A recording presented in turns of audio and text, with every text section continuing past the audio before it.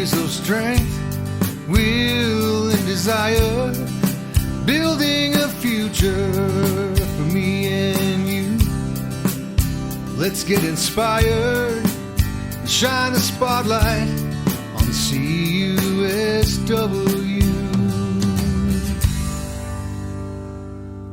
Hello, and welcome to the CUSW Spotlight Podcast, brought to you by the Canadian Union of Skilled Workers, established in 1999.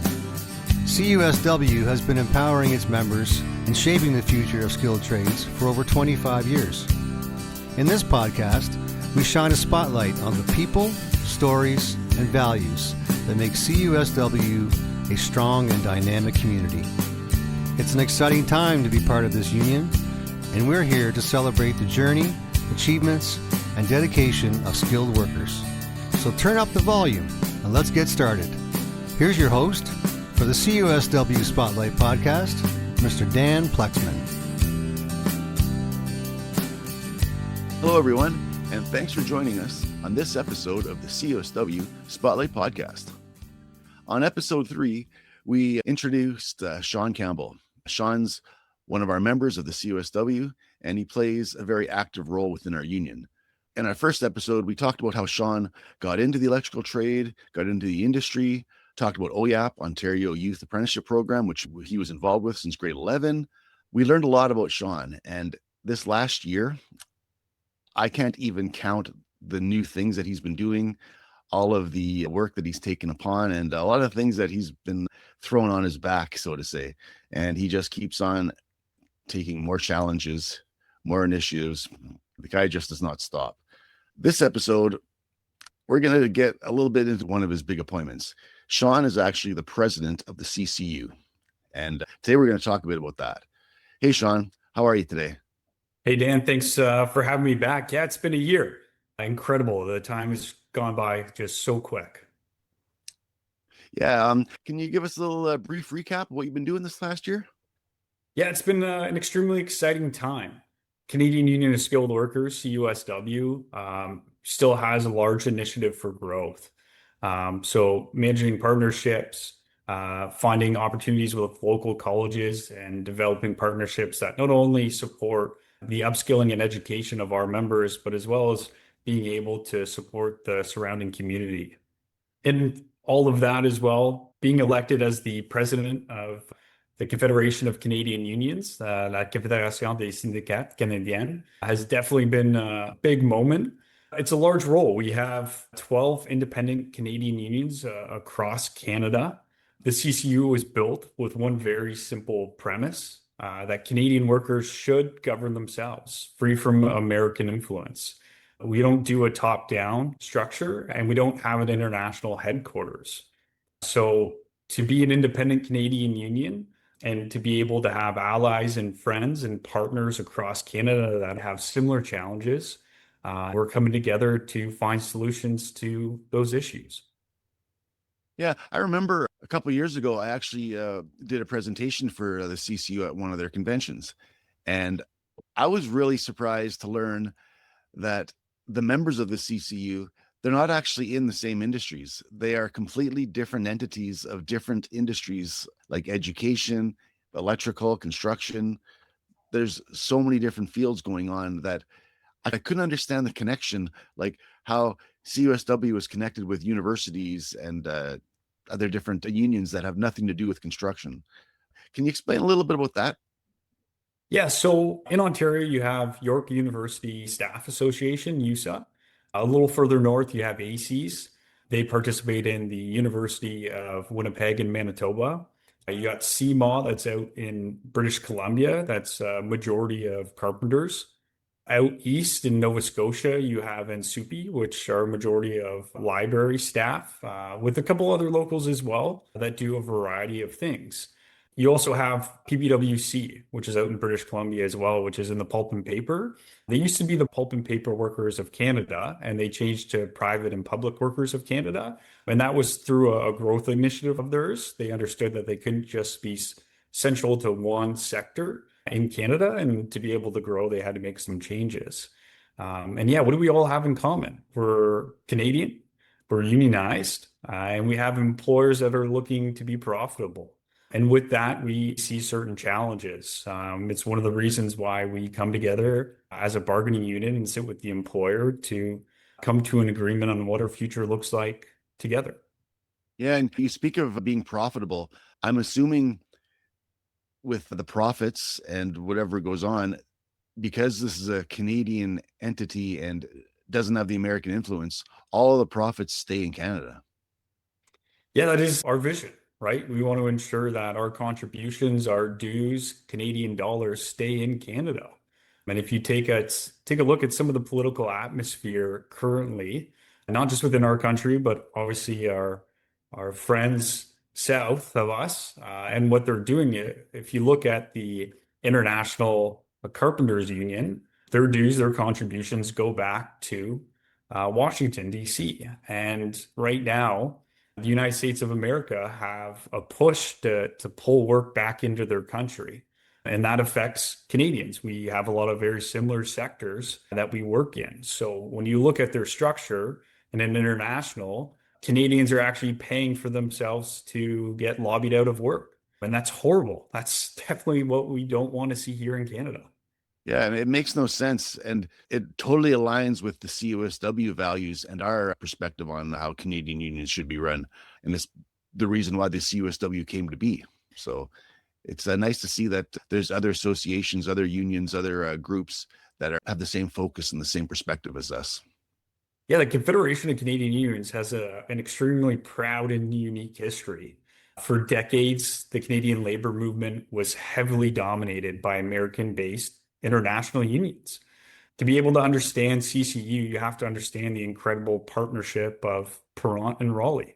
They were veteran organizers who led the historic 1946 Dominion textile strike in Valleyfield, Quebec. They secured landmark gains for the textile workers against intense opposition from both the company and the anti-union government of Maurice Dupuis.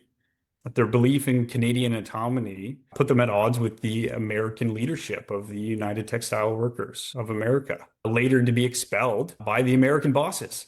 Instead of giving up, this moment fueled their lifelong mission to build a sovereign democratic labor movement run by and for Canadian workers. They provided that Canadian workers could and should govern themselves. Madeleine ପାରିont was incredibly ahead of her time. Within the CCU and beyond, she expanded the definition of labor rights to include broader social justice. She was a founding member of the National Action Committee on the Status of Women, relentlessly fighting for equal pay for equal work. A fierce advocate for Indigenous rights, working closely with 𝗵𝗵𝗄𝗃 to fight against the discrimination section of the Indian Act that stripped Indigenous women of their status. She also was a champion for immigrant workers, recognizing that the labor movement had to protect the most vulnerable and marginalized workers in society. In 1969, after years of organizing independent unions, ପାରିont and Raleigh joined forces with other independent organizers in Sudbury, Ontario. They ended up establishing the Council of Canadian Unions, renamed the Confederation of Canadian Unions in 1973. Ken Raleigh became the first secretary-treasurer, establishing the Labor Federation explicitly dedicated to independent Canadian unionism. CCU planted the seeds of Canadian union independence that eventually led to the massive shifts, such as the Canadian auto workers breaking away from American parent CAW, now Unifor, back in 1985. So ପାରିont and Raleigh weren't just union organizers, but Canadian patriots and social justice pioneers. They envisioned a labor movement that was strictly democratic, proudly Canadian, and deeply inclusive of women, immigrants, Indigenous people, long before those concepts were mainstream. Yeah, like the time period and what they were doing in the time period makes them so ahead of their time. It's ridiculous. We had such a hard time just getting the health, safety, and wellness aspect into the general workforce and have those rights recognized and respected. They went past that and they went immediately into emotional safety, psychological safety, your rights as a human. It's amazing how advanced they really were, especially since most of these thoughts and these perspectives, they were not in our law system yet. They weren't written down yet. They created this stuff. Yeah, they weren't well-known concepts, right? And they had to be advocates for it, and they had to build an army of individuals who felt and thought the same way. And it's pretty cool. It's incredible. Yeah, putting their own skin in the game, I guess you'd call it. Yeah. Okay, we've kind of talked about how the CCU came to be and why it needed to be. Let's put it into like a real world perspective as far as a CUSW member goes. How does the connection with the CUSW and the CCU, how does that affect your average CUSW member going to work every day? Great question. A lot of our members are focused on the job, at the project, ensuring that things are successful and being accomplished on time and on budget.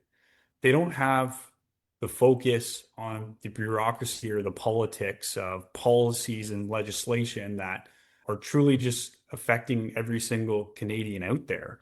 Like we can talk about the affordability reality. We can talk about the profit disconnect, why unions are an advantage, and why the independent is the right choice, not your standard American International Union.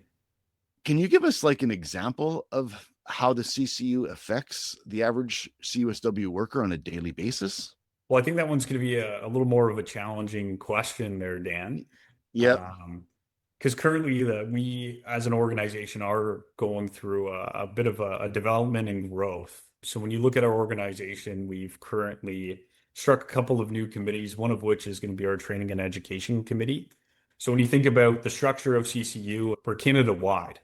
And so how are we going to develop and deliver training all across the country for all of our affiliates? So what we've done is got a collection of members together to review certain programs and how we can deliver that electronically. And when you're talking about a 3-hour difference from BC and an hour difference from Nova Scotia, you have a very small time frame of which works for everybody. And if we have our focus on developing leaders and advocates through those programs, we'll be able to create a stronger independent Canadian Union force. It's a tough question, Dan, because I'll give you a little bit of insight about the organization. And like we've been extremely status quo for the last few years, especially through COVID. So the organization, for the most part, they ran their labor schools, but they were in-person labor schools. We didn't have a virtual option. Now we've invested in technology, which allows anybody, anywhere to log in and be able to go through some of those courses. So we had one speaker, she actually ran a workshop for us, 𝗦𝗵𝘄𝗄𝗧. She brought us through a series of activities and exercises as a representative and as a leader. And in those positions, you're going to constantly be in difficult conversation, whether it's with the employer or whether it's with a member or somebody within the community. And you have to be professional in the way that you conduct yourself. You have to be empathetic and understand that this individual may not be in the same situation you're in. And so by providing those skill sets to our members is extremely valuable. Not only does it support their current initiatives in life, but also through those values and those beliefs and that training, they'll become a better person. They'll create a better workplace. The community will be better as a whole. As far as your experience now being the president of the CCU, has this experience changed your perspective and maybe on how you look at the CUSW and how it's run? Do you see some parallels between the two organizations, or do you see differences that can be beneficial for both? Yeah, well, the CCU is an umbrella of independent Canadian unions. And under that umbrella, we continue to share our challenges and share our solutions. So CCU is the umbrella that brings all these unions together. And under that umbrella, they sit down and support one another. They're somebody that you're able to call at any time and get some true advice or some real perspectives. As independents, we do our best to keep as much money into the member's pocket as possible with reducing as much cost as an organization as we can. And obviously, if we're not continuing to try to grow our bank accounts to have a surplus of funds to continuously hire lawyers to fight our battles, we have to find some pretty cool alternative ways to be able to manage those problems. And CCU is the hub for that. You can call up PPWC and say, hey, like, we're currently going through a challenge with our intake process. We're finding that we might be missing an orientation piece. What does that look like for your affiliate? So when you take a look at CUSW, they come through our hiring hall, the recruitment process. There's a lot of supports through that. When you look at some of the other affiliates in CCU, the individual or the new member is actually coming through the employer first. So they go through their intake process, they go through the employer's interviews.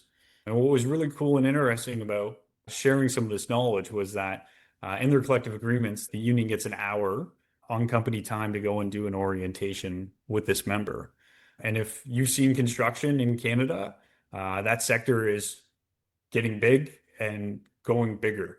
So we need a lot more people. And we are finding that every so often, depending on where that job is or what projects are currently going on, it's difficult to find that workforce. So we always have to be thoughtful about our approach in those situations. And if we're finding that we're taking a different avenue to bring in new members, what does that look like?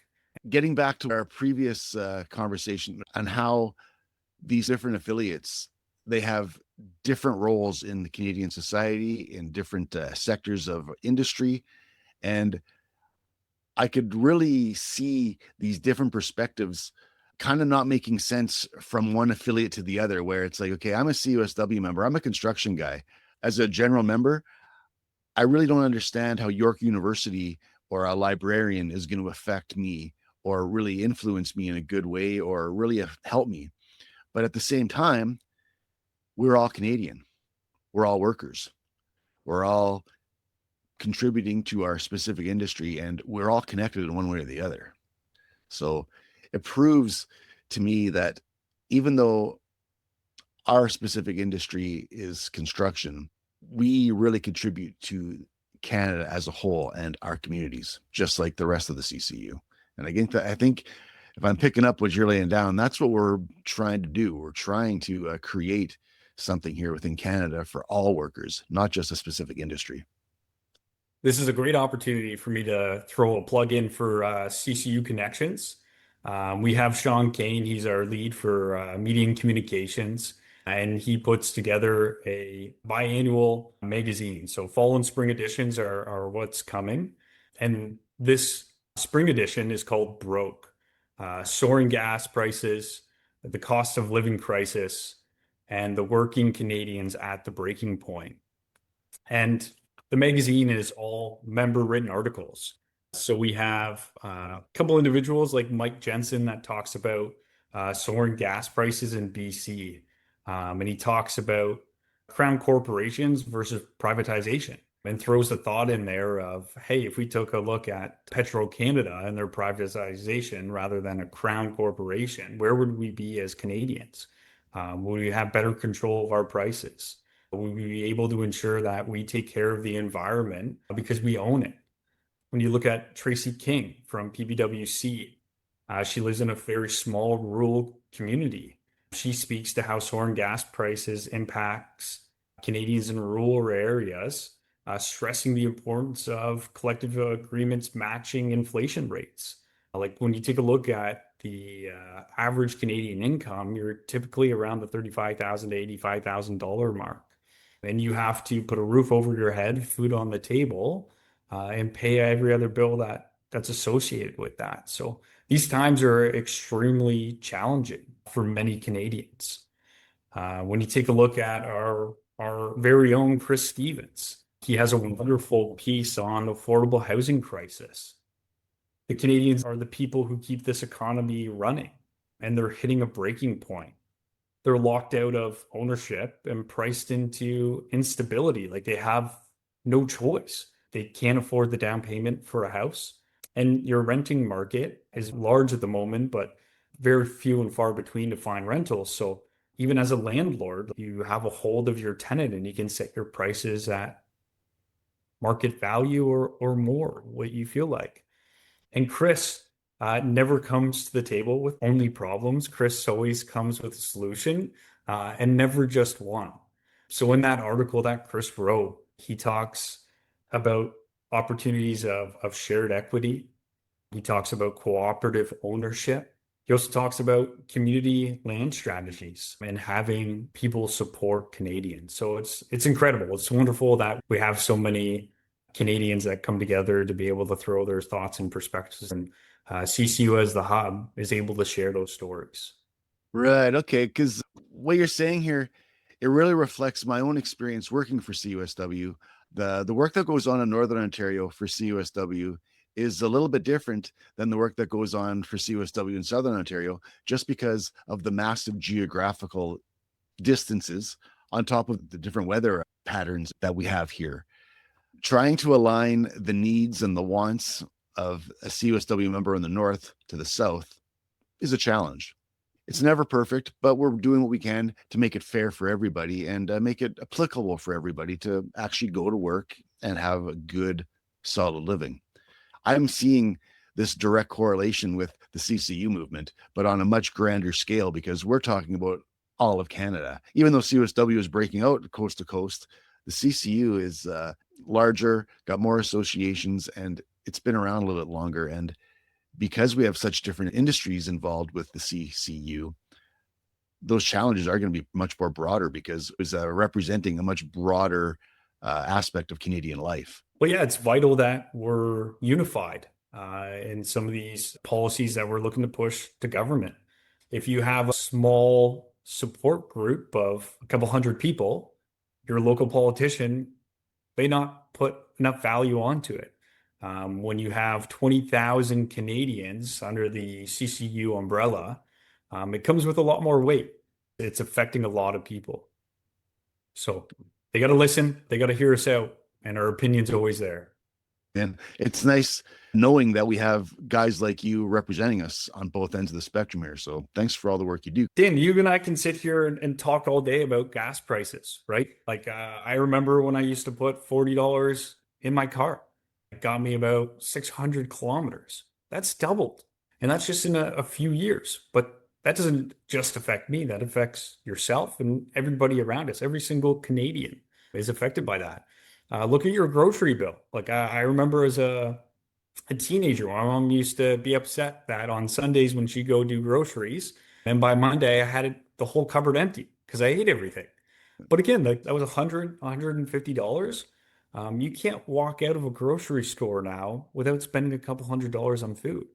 And if you're trying to bargain shop and you got time to find those deals, fantastic. But in our current economic status, there's a lot of people who are working more than one job. Yeah, just to make ends meet. And it's really coming down to the profit disconnect, right? If you want to talk about the grocery store and food prices, if you want to talk about the housing crisis, there's somebody on the other end making a whole bunch of money on that. And if we took a look at some of those numbers and charts, I think you would see the variance and how large the gap has actually gotten. So really, it's our duty to ensure that we're raising those issues and fighting for better policies. One story that comes to mind, Dan, is out in British Columbia, PBWC Local 2 had the Crofton Pulp Mill. The mill supported about 300 PBWC members. And I think there was an additional 400 workers between your truck drivers and other supports that helped the mill. Recently closed, shut down. And it was owned by Domtar. Domtar is a part of a larger corporation, Paper Excellence. And that mill has been running for decades. It's been a generational mill. And to have that close in a small community is awful. A lot of people are going to have to go back to school. They're going to have to upskill. Some might actually have to leave the community to go and find employment somewhere else. And that may be in a different province. But when you take a look at the Crofton mill and the amount of support that our government has put in there to keep that mill up and running, and the amount of investment the employer has made, there has always been a profit margin. The Crofton mill has always been profitable. And it came to a point where the mill was not profitable enough for the employer, and they began to make concessions to close the mill. So we got to think of some pretty creative ways of keeping and maintaining that sector and those jobs. And we got to make sure that we're talking to government and pushing policy and legislation to keep Canadians working. On that same mill, they have a port. They ship raw logs off of the Crofton mill. So those logs that should be going through the mill first and then being put on the ship to go overseas, those raw logs are just getting put onto the ship. It's very defeating that we allow resources to leave our shores without Canadians benefiting first. And if we are in that position right now, that needs to change. Yeah, I see a similar parallel to the oil and gas industry, where sometimes the Canadians, we pump the oil out of the ground and then we ship it across the border to get refined. And then we bring it back to consume in Canada. It's the very same thing you're talking about, these logs getting shipped directly to other countries without us having the opportunity to refine them and put them into proper lumber. We should be moving towards that. Like why are we giving that work away? Exactly. Why are we giving it away? Because that's what we're doing. We should be fighting for it, not giving it away.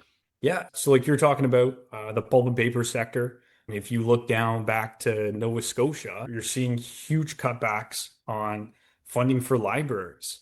And at a time when communities are facing economic uncertainty, rising living costs, and increasing social pressures, reducing support from one of the most trusted and accessible public institutions is deeply concerning. Libraries are far more than places that lend books.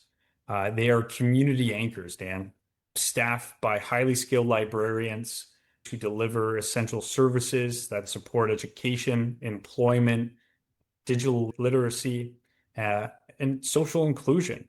Every day, our librarians help job seekers prepare resumes and search for work.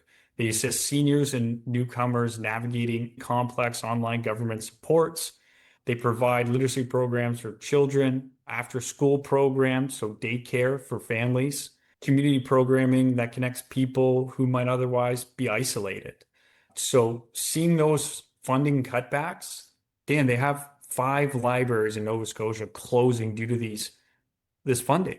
And if you're looking at a rural location, how are these individuals going to get to a library that's so far away? It's going to cost them more. The resources aren't going to be available within their local community. So things have to change, and we're going to make that change. Your phrase, community anchors, that is so powerful, and it is the truth. So much goes on in a library. People have no idea. Myself, I got a little bit of a personal connection with libraries. My very first job was a maintenance page at the Oshawa Public Library. So I've seen those supports firsthand. They're the heart of the community. The people who don't get noticed or don't ask for help, where do they go? They go to the library. Yeah. So vital for a healthy community. For sure. Think about when you were a kid. I remember as a child going to the library. I couldn't even read yet, but I loved going to the library for the puppet shows. I love puppet shows. And it's fun going to the library and watching someone perform a childhood story while acting it and reading it. So much fun as a child. If that kind of stuff just stops, we're ruining our communities from the beginning. This is the base roots of our community. And just like you said, it's an anchor for our community. We can't cut the rope. Got to stay connected. We got to save the libraries. Totally. 100%. We've had a good conversation today, Shawn, as we always do. We talked about the past, the present, a little bit about the future, not too much, but with the future in mind, what excites you about the future and your involvement with the CCU? Is there anything upcoming that you're really looking forward to? Yeah, I guess what it comes down to is our power to make change.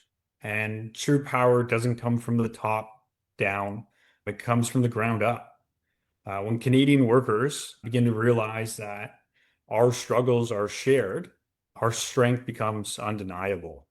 Unity is our greatest asset, and solidarity is exactly how we win. So making sure that we're creating those opportunities for conversation, to understand perspective, to really take the time to get to know one another, find those commonalities, and work on solutions together moving forward is important. There's always some sort of like a theme that always kind of develops with every episode, and it always ends up being partners, relationships, and developing these partnerships and these relationships. And it's very refreshing to see that CUSW can be such a substantial spoke in the hub of the CCU.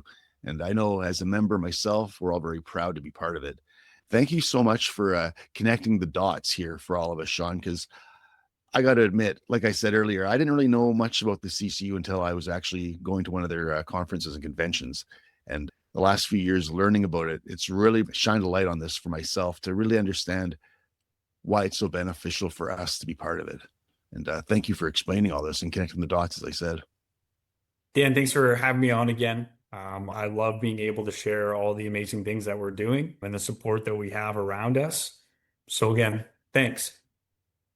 Thank you, Shawn. And we're really happy to shine the spotlight on you. It's been really illuminating, that's for sure. Everybody at home, if you have any questions for Shawn, for myself, please refer to the information page at the end of the show. Maybe you have some suggestions. Maybe you want to be a guest. We want to hear from you.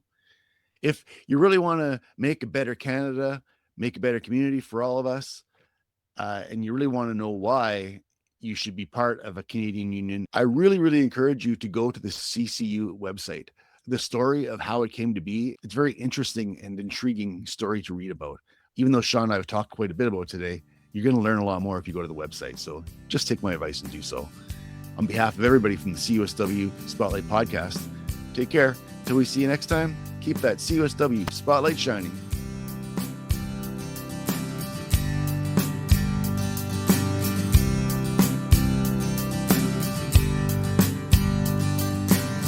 Thank you for shining bright in the CUSW Spotlight.